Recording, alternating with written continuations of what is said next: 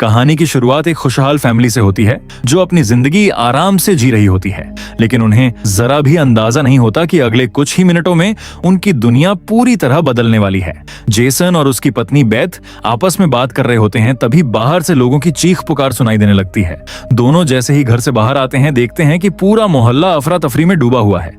हर कोई अपना सामान समेटकर शहर छोड़ने की कोशिश कर रहा है।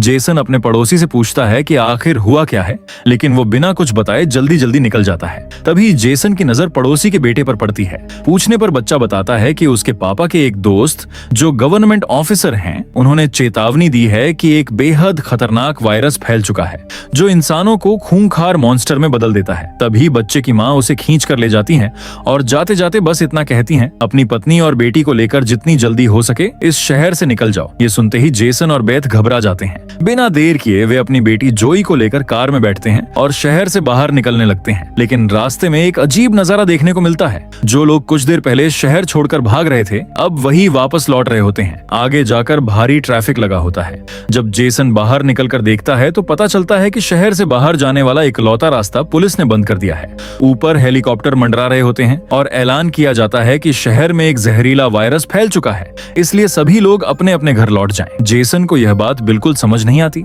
अगर वायरस फैला है तो लोगों को बाहर निकालने के बजाय वापस शहर भेजा क्यों जा रहा है? तभी अचानक पास के पहाड़ से एक विशाल चट्टान उनकी कार पर आ गिरती है और पूरा पहाड़ कांपने लगता है।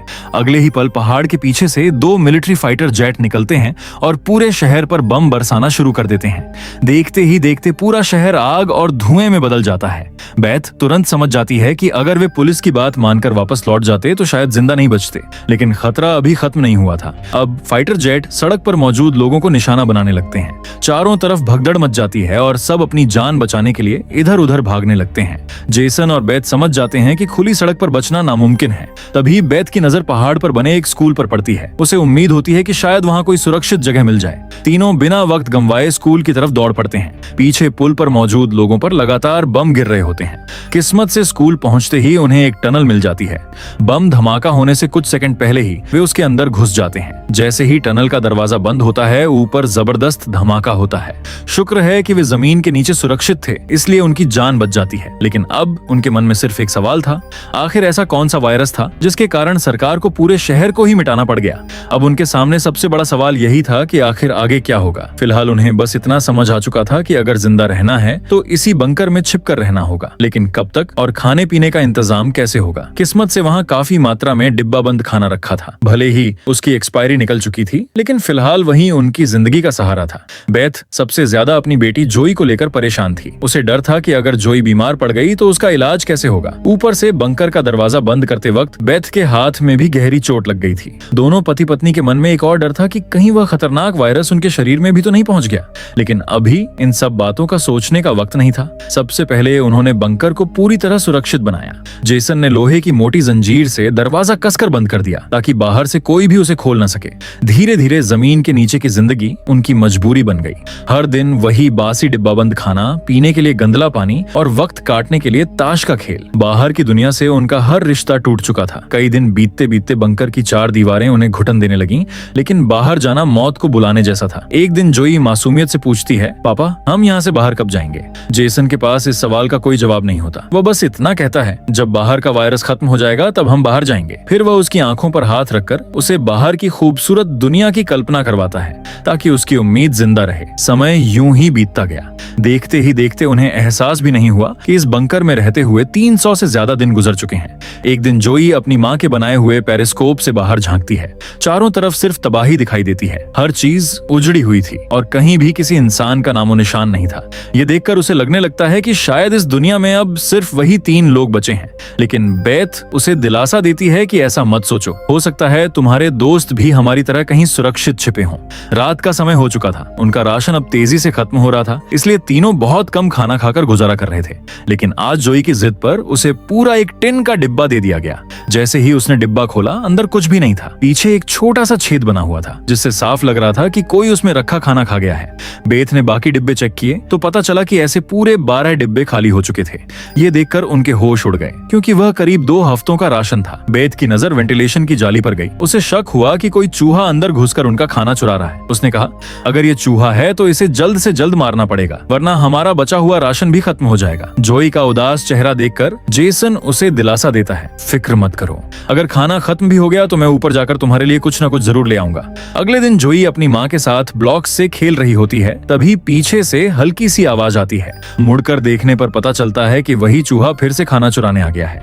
इस बार उसे किसी भी हालत में बचने नहीं देना था। जोई तुरंत अपने माता पिता को बुलाती है। जेसन गुस्से में चाकू लेकर चूहे पर झपट पड़ता है, लेकिन छोटा सा चूहा बड़ी फुर्ती से उसके हर वार से बच निकलता है। भागते भागते वह टेबल पर रखी लालटेन भी गिरा देता है। जैसे ही चूहा अपने बिल में घुसने वाला होता है, बेथ सही मौके पर झपट्टा मारकर उसे मार देती है।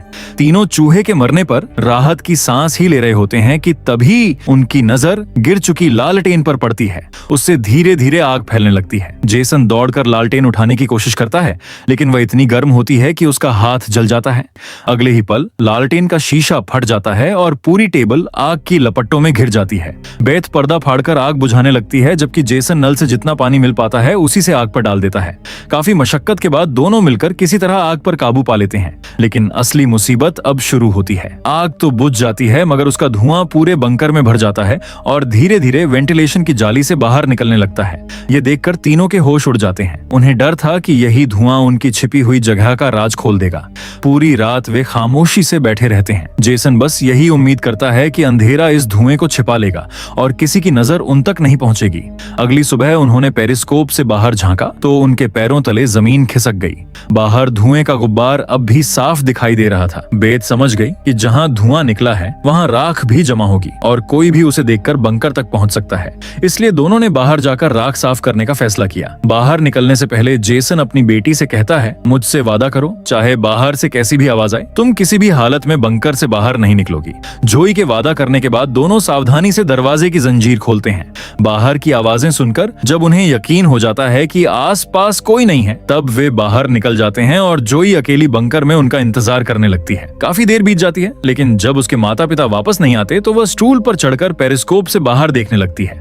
उसे दिखाई देता है कि उसके मम्मी पापा बंकर के दरवाजे को छिपाने की कोशिश कर रहे हैं। तभी उसकी नजर दूर जंगल की तरफ जाती है, जहां से एक काली परछाई तेजी से उनकी ओर बढ़ रही होती है। घबराकर वह जोर जोर से अपने पापा को पीछे देखने के लिए चिल्लाती है, लेकिन दूरी इतनी ज्यादा होती है कि उनकी आवाज उन तक पहुंच ही नहीं पाती। डर के मारे जोई अपना वादा तोड़ देती है और बंकर से बाहर निकल आती है, लेकिन बाहर आते ही उसे अपने माता पिता कहीं दिखाई नहीं देते। वह घबराकर उन्हें पुकारने लगती है। तभी अचानक पीछे से कोई उसका मुंह दबा लेता है। वह कोई और नहीं बल्कि उसकी माँ बेथ होती है। अगले ही पल जंगली हिरणों का एक बड़ा झुंड तेज रफ्तार से वहां से गुजरता है। तीनों तो बाल बाल बच जाते हैं, लेकिन बेथ का डर अब और बढ़ चुका था।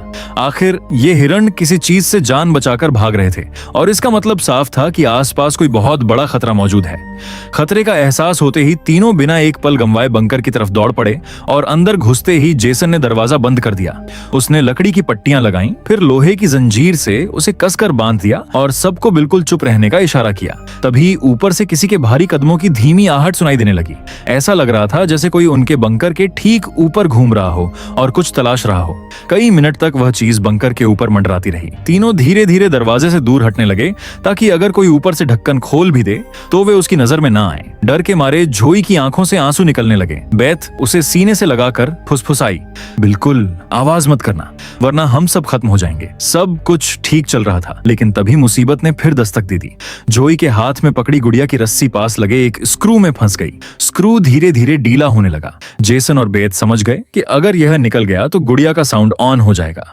इससे पहले कि वे कुछ कर पाते, स्क्रू बाहर निकल गया और अगले ही पल गुड़िया तेज आवाज में बोलने लगी। जेसन ने फौरन उसे फाड़कर अंदर का स्पीकर तोड़ दिया, लेकिन तब तक बहुत देर हो चुकी थी। ऊपर मौजूद उस रहस्यमयी जीव को अब उनके होने का पता चल चुका था। अचानक ऊपर से जोरदार टक्कर की आवाज आई और भारी कदम सीधे बंकर के दरवाजे पर आकर रुक गए।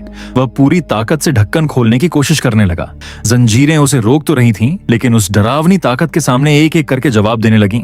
जेसन समझ गया कि दरवाजा ज्यादा देर नहीं टिकेगा। वह दौड़कर वाटर पंप का लोहे का पाइप उखाड़ने लगा। उधर बेथ सीढ़ी पर चढ़कर पूरी ताकत से चैन खींचती रही ताकि दरवाजा बंद रह सके। फिर भी ढक्कन धीरे धीरे ऊपर उठने लगा। तभी दरार से एक काला साया दिखाई दिया, जिसकी चमकती हुई आंखें अंधेरे में बल्ब की तरह दमक रही थीं।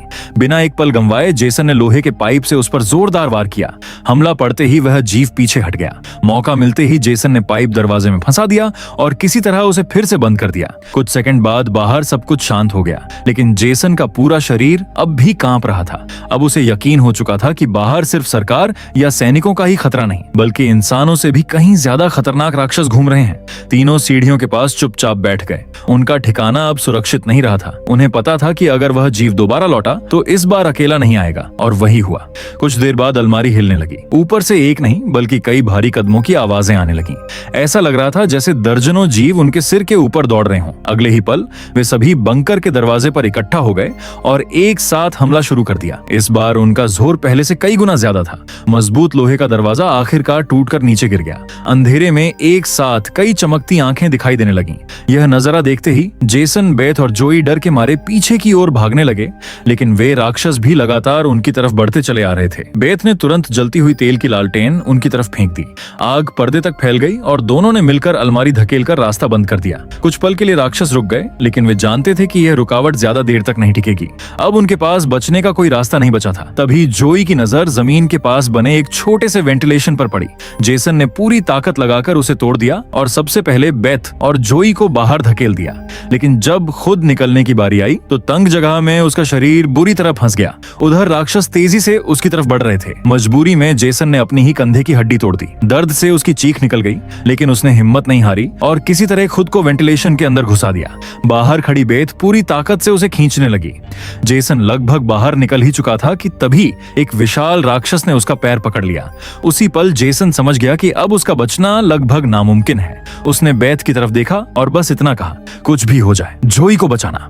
अगले ही पल वह राक्षस उसे वापस बंकर के अंदर खींच लेता है, लेकिन जेसन हार नहीं मानता। डरने की बजाय वह उन राक्षसों को ललकारते हुए उनसे भिड़ जाता है ताकि बेथ और जोई को भागने का थोड़ा और वक्त मिल सके। नीचे से उसकी दर्द भरी चीखें गूंज रही थीं। बेथ समझ चुकी थी कि उसका पति अपनी जान देकर उन्हें बचा रहा है। आंसुओं को रोकते हुए वह जोई का हाथ पकड़कर वहां से भाग निकलती है। काफी दूर आने के बाद उन्हें एहसास होता है कि जिस हाईवे से शहर के बाहर निकला जा सकता था, वहां अब एक विशाल दीवार खड़ी कर दी गई है। यानी इस पूरे शहर को दुनिया से पूरी तरह अलग कर दिया गया था। तभी दूर से एक हेलीकॉप्टर उनकी तरफ उड़ता हुआ आता है। बेथ पहले तो घबरा जाती है, लेकिन जैसे ही वह भागने लगती है, हेलीकॉप्टर उनके ऊपर तेज स्पॉटलाइट डाल देता है।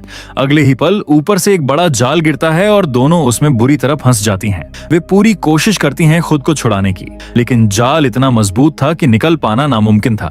इसी दौरान बेथ जाल की जाली के बीच से देखती है कि कई काले साए उनकी तरफ बढ़ रहे हैं, जिनकी आंखें हरे पीले रंग में चमक रही थीं। और यही कहानी का सबसे बड़ा राज खुलता है। जिन्हें अब तक हम राक्षस या वायरस से संक्रमित इंसान समझ रहे थे, वे असल में कोई एलियन या मॉन्स्टर नहीं थे, बल्कि वे मिलिट्री के सोल्जर्स थे, जिन्होंने गैस मास्क और नाइट विजन गॉगल्स पहन रखे थे। अंधेरे में उन्हीं गॉगल्स की चमक उन्हें किसी डरावने राक्षस जैसा दिखा रही थी।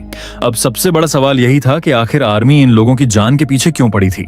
इसका जवाब कहानी के आखिरी हिस्से में मिलता है। बेथ और जोई अब पूरी तरह सोल्जर्स के कब्जे में थीं। एक सैनिक ने बड़ा सा इंजेक्शन निकाला और दोनों के गले से ब्लड सैंपल लिया।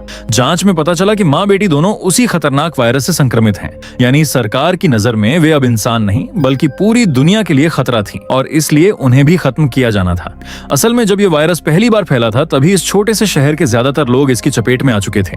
ये वायरस हवा के जरिए फैलता था और बेहद तेजी से एक इंसान से दूसरे इंसान तक पहुंच जाता था। सबसे खतरनाक बात यह थी कि संक्रमित लोगों को खुद भी पता नहीं चलता था कि वे वायरस से संक्रमित हैं। सरकार के पास इसका कोई इलाज या एंटीडोट नहीं था, इसलिए संक्रमण रोकने का उनके पास सिर्फ एक ही तरीका बचा था, संक्रमित लोगों को मार देना। बेथ रोते हुए सोल्जर्स से अपनी बेटी की जान की भीख मांगती है, लेकिन जब उसे एहसास होता है कि वे जोई को भी नहीं छोड़ेंगे, तो उसके अंदर दबा हुआ गुस्सा फूट पड़ता है। उसके चेहरे पर काले निशान उभरने लगते हैं। तभी अचानक एक सोल्जर की गर्दन से खून फूट पड़ता है। यह हमला किसी और ने नहीं बल्कि जेसन ने किया था। दरअसल बंकर में जेसन मरा नहीं था, वहां उसने खुद पर से कंट्रोल खो दिया था और उसी वायरस की वजह से उसकी ताकत कई गुना बढ़ चुकी थी। उसका चेहरा बदल चुका था, आंखें गुस्से से लाल थीं और अब वह पहले वाला इंसान नहीं रहा था। वह एक एक करके सोल्जर्स पर टूट पड़ता है और कई लोगों को मौत के घाट उतार देता है, लेकिन आखिरकार गोलियों की बौछार के सामने वह ज्यादा देर टिक नहीं पाता और जमीन पर गिर जाता है। इधर जब सोल्जर्स बेथ और जोई की तरफ बढ़ते हैं, तब तक दोनों जाल तोड़कर वहां से निकल चुकी होती हैं। सैनिक उन्हें हर तरफ ढूंढने लगते हैं, लेकिन उन्हें जरा भी अंदाजा नहीं होता कि बेथ भी अब उसी वायरस के असर से बदल चुकी है। वो पहले जोई को एक कार के अंदर छिपाती है और फिर अकेले ही सोल्जर्स पर टूट पड़ती है। अपनी बढ़ी हुई ताकत से वह कई सैनिकों को मार गिराती है, लेकिन आखिर में गोलियां लगने से खुद भी कार की छत पर गिर पड़ती है। कार के अंधेरे में छिपी जोई अपनी आंखों के सामने यह सब देख रही थी। अपने माता पिता को इस हालत में देखकर उसका गुस्सा फूट पड़ा। एक ही छलांग में उसने एक सोल्जर को जमीन पर गिरा दिया, उसका गैस मास्क तोड़ दिया और उसे मारने ही वाली थी, लेकिन तभी बेथ ने समय रहते उसे रोक लिया। वह नहीं चाहती चाहती थी कि उसकी बेटी भी पूरी तरह अपने अंदर के राक्षस को अपना ले, उसने जोई को शांत किया और कुछ ही देर में उसकी नसों पर उभरी हरी लकीरें गायब होने लगीं। धीरे धीरे वह फिर से सामान्य इंसान बन गई। लेकिन जिस सोल्जर का मास्क टूटा था उसकी किस्मत इतनी अच्छी नहीं थी। बिना सुरक्षा के वह वायरस की चपेट में आ गया और धीरे धीरे संक्रमित होने लगा। दूसरी तरफ जेसन की हालत बेहद नाजुक थी। उसने आखिरी बार अपनी बेटी को देखा, फिर प्यार से अपनी 2 उंगलियां उसकी आंखों पर फेर दी और हमेशा के लिए इस दुनिया को अलविदा कह दिया। उसी समय एक और हेलीकॉप्टर वहां पहुंच गया। बेथ तुरंत जोई का हाथ पकड़कर भागने लगी। कबाड़ के ढेरों के बीच से गुजरते हुए दोनों एक सुरंग में जा पहुंची। तभी सामने से एक रोशनी दिखाई दी। गौर से देखने पर पता चला कि वह वही पड़ोसी का छोटा लड़का था जिसने कहानी की शुरुआत में वायरस के बारे में बताया था। दोनों उसके पीछे पीछे चल पड़ी। वह लड़का उन्हें एक गुफानुमा टनल में ले गया जहां उसके माता पिता समेत कई और लोग छिपे हुए थे। ये सभी उसी वायरस से संक्रमित थे, लेकिन अब तक जिंदा थे। खुद को बचाने के लिए वे अंधेरे में छिपकर चूहों जैसी जिंदगी जीने पर मजबूर थे। यहीं इस वायरस का असली सच सामने आता है। ये वायरस खतरनाक जरूर था, लेकिन जानलेवा नहीं। इसका असर तभी बढ़ता था जब संक्रमित इंसान डर जाता या अपने गुस्से पर काबू खो देता। जिन्होंने अपने डर और गुस्से को संभालना सीख लिया वे सामान्य जिंदगी जी सकते थे। यही सबसे बड़ा ट्विस्ट था। अब तक ये लोग मिलिट्री के सोल्जर्स को राक्षस समझ रहे थे, जबकि सोल्जर्स की नजर में असली राक्षस यही संक्रमित लोग थे। बस इसी सच्चाई के साथ इस फिल्म की कहानी यहीं खत्म हो जाती है। अगर आपको ये वीडियो पसंद आया हो तो वीडियो को लाइक जरूर करें, और अगर आप ऐसे ही शानदार मूवी एक्सप्लेन्ड वीडियो सबसे पहले देखना चाहते हैं तो चैनल को सब्सक्राइब करके बेल आइकॉन भी दबा दें। मिलते हैं अगली जबरदस्त कहानी के साथ।